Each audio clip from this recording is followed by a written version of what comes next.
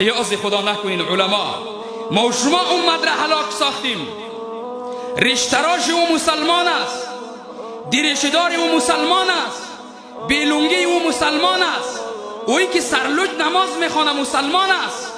چرا با این لحن تون ما امت را داریم از کنار خود رانده رایستیم و ما امت را در گودال هلاکت انداخته رایستیم؟ فردا ما سوال نمیشویم.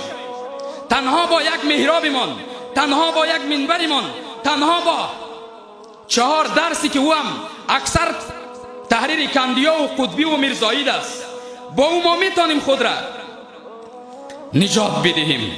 امروز امت بسیار نیازی مبرم دارد.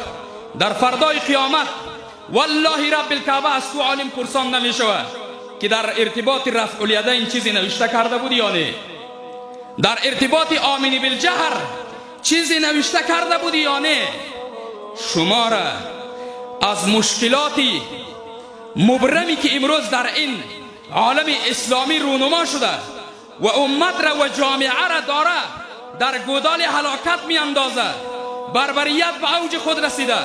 جناب مولوی قاری صاحب پیشتر اشاره فرمود، برین نظام پوهنتونا را اصلاح بسازین، برین نظام حکومت را اصلاح بسازین، نظام بانک‌ها را اسلامی بسازین، نظام قدرت را اسلامی بسازین، نظام اقتصاد را، نظام تمام برنامه‌های اسلامی را. تنها با پشت همدیگر دوان هستیم. تو آمین بالجهر میکنی، تو نمیکنی، تو فلان میکنی، تو رفع یدین میکنی، تو نمیکنی. والله از این سخن فردای قیامت ما و شما را پرسان نمیشود. بالاتر قدم خود را فراتر بگذارین. امت در گودال هلاکت روان است.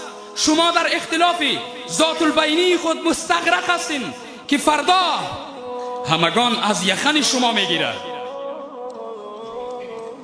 800 سال ما در اندلس قدیم، اسپانیای امروزی 800 سال حکومت کردیم.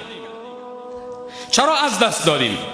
همین بود که در پای همدیگر شدیم، همین بود که همدیگر را نپذیرفتیم، قبول نکردیم، به جان هر کس تاپه ها وارد کردیم، همه را با همدیگر دور ساختیم.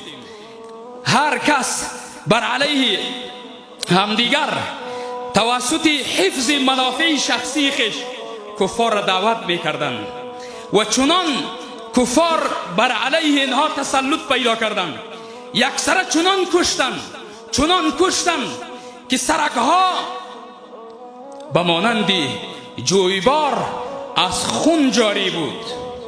توسط اختلاف ما بود.